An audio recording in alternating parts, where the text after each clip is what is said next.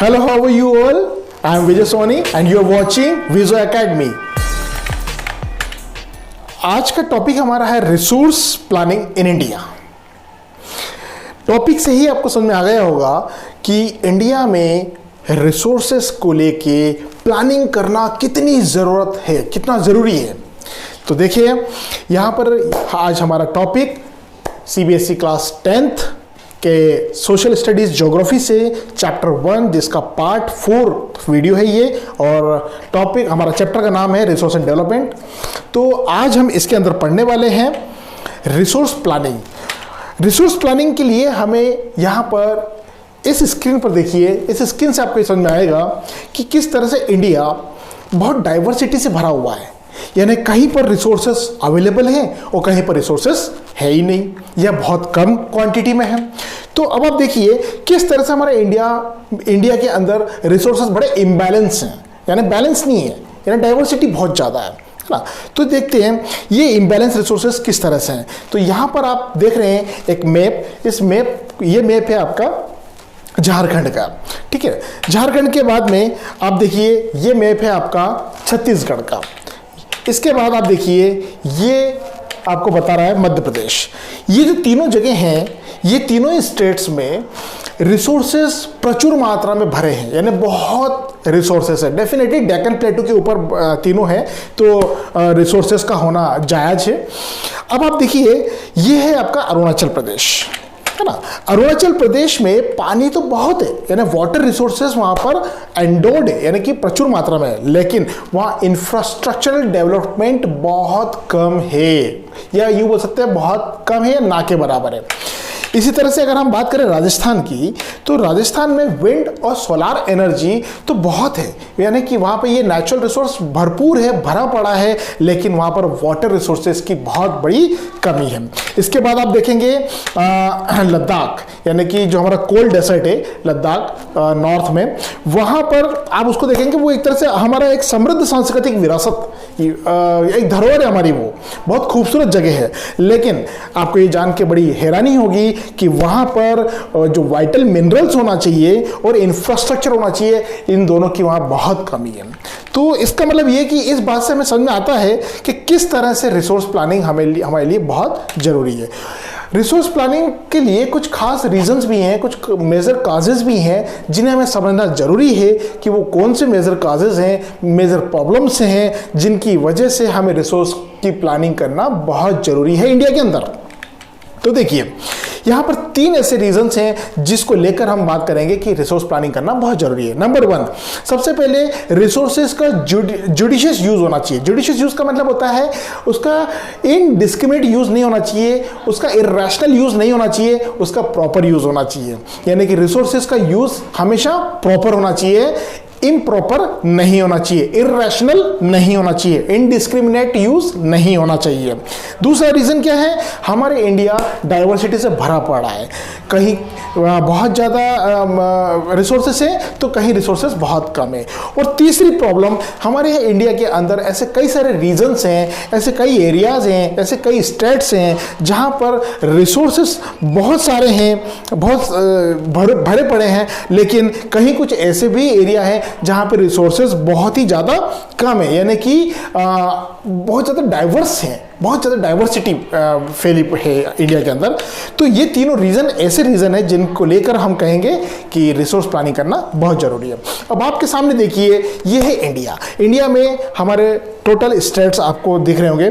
तो यहाँ पर ये जो इंडिया है इसमें ऐसे कई सारे स्टेट्स और कई सारे रीजन्स ऐसे हैं जिन्हें हम अगर समझने के लिए थोड़ा सा इस तरह से देखें कि अगर हम इंडिया को बांट दें अलग अलग रीजन्स में और अलग अलग स्टेट्स में, तो कुछ रीजन्स या कुछ स्टेट्स ऐसे हैं जो बहुत ही, जिनके पास रिसोर्सेज बहुत पुअर है, यानी बहुत कम रिसोर्सेज है, बहुत पुअर क्वालिटी के रिसोर्सेज है, बहुत ही कम नहीं या तो नई रिसोर्सेज है। लेकिन ऐसे रीजन्स भी इकोनॉमिकली काफ़ी डेवलप्ड है, यानी कि वहाँ पे इकोनॉमिकली डेवलपमेंट बहुत हो रहा है, वहाँ पे बिजनेस यूनिट्स, वहाँ पे इकोनॉमिक एक्टिविटीज़ बहुत अच्छी हो रही है, जबकि वहाँ पे रिसोर्सेज बहुत पुअर हैं या नहीं है।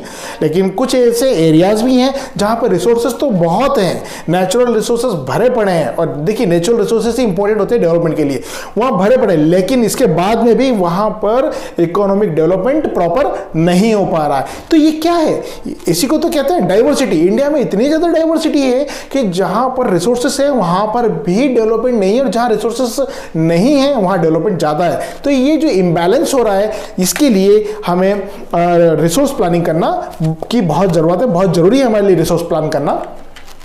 अब देखिए, तो रिसोर्स की प्लानिंग कैसे करें? तो रिसोर्स प्लानिंग एक बहुत कॉम्प्लेक्स प्रोसेस है। सबसे पहली बात ये जानना जरूरी है कि resource planning it's not a easy task, it's a very complex process. इस प्रोसेस में 3 स्टेप्स हमें लेनी पड़ेंगे, जैसे कि नंबर 1, सबसे पहले हमें पूरे इंडिया में किस स्टेट के किस रीजन में रिसोर्सेस भरे हैं, भरे पूरे हैं, या हमें आइडेंटिफाई करना पड़ेगा। हमें पता करना पड़ेगा कि कौन सा रिसोर्स कहाँ पर अवेलेबल है इंडिया के किस एरिया में, और जहाँ भी अवेलेबल है तो हम उसे इकट्ठा करें। तो पहला काम हमारा है आइडेंटिफाई करना और उसकी इन्वेंट्री करना। सेकंड, हम देखेंगे कि जो हमने प्लानिंग स्ट्रक्चर तैयार करा है डेवलपमेंट के लिए, वो जो प्लानिंग स्ट्रक्चर है, उस प्लानिंग के अंदर हमारी प्रॉपर टेक्नोलॉजी का यूज़ होना चाहिए, प्रॉपर स्किल का यूज़ होना चाहिए, और इंस्टीट्यूशनल सेटअप का भी यूज़ होना चाहिए। क्योंकि बिना टेक्नोलॉजी, बिना इंस्टीट्यूशनल सेटअप के और बिना स्किल्स के हम अपने प्लानिंग को भी इंप्लीमेंट नहीं कर पाएंगे, क्योंकि यहाँ पर हमें इंप्लीमेंट करना जरूरी है। जैसे रिसोर्स डेवलपमेंट प्लान को हमें अगर हम इंप्लीमेंट नहीं करेंगे तो हमें रिजल्ट्स नहीं मिल पाएंगे, इसलिए हमें ये जरूरी है। तीसरा, matching the resource development plan. जो हमने डेवलपमेंट प्लान बनाया है, उस डेवलपमेंट प्लान को, जो रिसोर्स डेवलपमेंट प्लान को हम ओवरऑल नेशनल डेवलपमेंट प्लान के साथ में हम उसे मैच करेंगे और चेक करेंगे कि जो प्लान हमने बनाया है वो प्रॉपर इंडिया में डेवलपमेंट के लिए है या नहीं है। इस तरह से तीनों स्टेप जब हम क्लियर कर लेंगे, तभी हम कह सकते हैं कि हमने एक प्रॉपर डेवलपमेंट प्लान के प्रोसेस तैयार कर ली है और हमारी रिसोर्स प्लानिंग कंप्लीट हो गई है। अब हमें ये जानने की ज़रूरत है, जैसा कि हम जानते हैं कि बिना रिसोर्सेज के डेवलपमेंट पॉसिबल नहीं है। तो कोई भी ऐसा इंडिया का रीजन या किसी भी वर्ल्ड में कहीं पे भी कोई भी रीजन जहां पर रिसोर्सेज नहीं है, डेवलपमेंट हम वहां पे एक्सपेक्ट नहीं कर सकते हैं, है ना। लेकिन यदि अगर नेचुरल रिसोर्सेज हो भी तो भी डेवलपमेंट नहीं हो सकता बिना टेक्नोलॉजी के और बिना इंस्टीट्यूशनल सेटअप के। यानी कि टेक्नोलॉजी और इंस्टीट्यूशनल सेटअप का होना बहुत जरूरी है, और वो भी समय के साथ बदलते हुए टेक्नोलॉजी और समय के साथ बदलते हुए इंस्टीट्यूशनल्स का। जैसे कि अब आप देखेंगे कि ये हमारी एक पूरी प्रोसेस ऑफ ट्रांसफॉर्मेशन है, process of transformation from the natural resource to the human resources. यानी कि ये जो आप सामने देख रहे हैं इस समय पे स्क्रीन पे, यहाँ पर एक इंसान, एक ह्यूमन बीइंग क्या करता है, नेचुरल रिसोर्सेज को लेकर टेक्नोलॉजी, प्रॉपर टेक्नोलॉजी का यूज करके और प्रॉपर इंस्टीट्यूशंस का यूज करके वो ह्यूमन रिसोर्स डेवलप करता है। तो ह्यूमन रिसोर्सेज पूरी तरह से काय पे बेस्ड होते हैं, वो पूरे के पूरे बेस्ड होते हैं नेचुरल रिसोर्सेज पर। तो यहां पर तभी डेवलपमेंट पॉसिबल है। लेकिन केवल अगर नेचुरल रिसोर्सेज दिए हैं लेकिन हमारे पास कोई टेक्नोलॉजी नहीं है, ये समय के साथ बदलती हुई टेक्नोलॉजी नहीं है और समय के साथ बदलता हुआ इंस्टीट्यूशंस नहीं है, तो फिर हम, या फैक्ट्री नहीं है या इंडस्ट्री नहीं है, तो फिर हम ह्यूमन रिसोर्सेज कभी भी डेवलप नहीं कर सकते। और अगर ह्यूमन रिसोर्स डेवलप नहीं होगा तो प्रॉपर डेवलपमेंट पॉसिबल नहीं, हम एक्सपेक्ट नहीं कर सकते कि डेवलपमेंट हो पाएगा। इसलिए डेवलपमेंट के लिए नेचुरल रिसोर्सेज का जितना जरूरी है उतना ही टेक्नोलॉजी का भी होना जरूरी है, उतना ही इंस्टीट्यूशंस का भी होना जरूरी है, और समय के साथ साथ ये दोनों अपग्रेड होते रहें, तभी हम डेवलपमेंट प्रॉपर कर पाएंगे। अब आप देखिए, हम बात करेंगे कंजर्वेशन ऑफ रिसोर्सेज की। तो यहाँ पे हम किस तरह से बचाएं? जब हम समझ गए कि नेचुरल रिसोर्सेज बहुत इंपॉर्टेंट है, तो उसी के ऊपर ह्यूमन रिसोर्सेज पूरा निर्भर होता है और पूरी तरह से डिपेंड उसी पे होता है, तो नेचुरल रिसोर्सेज को बचाना बहुत जरूरी है। तो नेचुरल रिसोर्सेज का कंजर्वेशन कैसे करेंगे? तो इस समय पे हम पढ़ेंगे conservation of natural resources. Gandhi ji ने अपने शब्दों में कुछ कहा था, उनके शब्द थे, there is enough for everybody's need and not for anybody's greed. यानी कि उनका कहने का मतलब यह है कि हमारे देश में इतना रिसोर्सेज भरा पड़ा है कि हमारी सभी की जरूरतें पूरी हो सकती है बिना परेशानी से, लेकिन किसी इंसान का लालच कभी भी पूरा नहीं किया जा सकता उस रिसोर्सेज से, क्योंकि एक लालची आदमी को तो कभी भी पूर्ति नहीं हो पाएगी, उसको तो हमेशा कमी दिखेगी। तो किसी भी लालची आदमी का लालच की पूर्ति नहीं की जा सकती रिसोर्सेज से। हाँ, एक इंसान की जरूरत पूरी हो सकती है। तो यहाँ पर गांधी जी ने ये जो शब्द कहे इसमें काफ़ी वजन है। अब आप देखिए गांधी जी के कुछ और भी विचार थे। गांधी जी के क्या विचार थे अब आप देखिए। गांधी जी हमेशा कहते थे कि एक ग्रीडी या सेल्फिश पर्सन और एक मॉडर्न टेक्नोलॉजी ये दोनों ही दुश्मन हैं।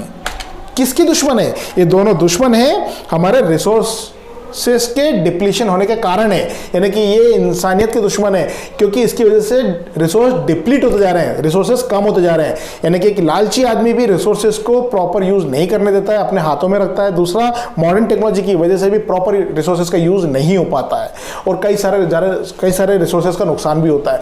तो इन दोनों ही चीज़ों को गांधी जी ने बहुत गलत बताया है। उन्होंने कहा है कि ये दोनों ही डिप्लीशन, रिसोर्स डिप्लीशन के कारण है। ठीक है, अब आप देखिए मॉडर्न टेक्नोलॉजी, गांधी जी का कहना था कि हमें मास प्रोडक्शन नहीं चाहिए। हमें मास टेक्नोलॉजी का यूज करोगे तो प्रोडक्शन तो इतना सारा हो जाएगा, क्योंकि आप टेक्नोलॉजी का यूज कर रहे हैं, लेकिन वो नहीं चाहिए हमें। क्यों? क्योंकि यदि अगर मास पीपल मिलकर भले इतना सा प्रोडक्शन करें तो वो चलेगा। रीजन ये है कि मास पीपल, लोगों को रोजगार तो मिलेगा, एम्प्लॉयमेंट तो मिलेगा। अगर आप टेक्नोलॉजी का यूज करेंगे तो लोगों को अनएम्प्लॉयड हो जाएंगे। भले ही प्रोडक्शन ज्यादा होगा लेकिन लोग अनएम्प्लॉयड हो जाएंगे। वहीं अगर लोगों ज्यादा मिलके काम करेंगे, मास पॉपुलेशन मिलके अगर काम करेंगे तो प्रोडक्शन भले थोड़ा होगा लेकिन फिर भी एम्प्लॉयमेंट सभी को मिलेगा। गांधी जी हमेशा इसी के फेवर में रहे हैं। तो गांधी जी का आपको थॉट समझ में आया होगा।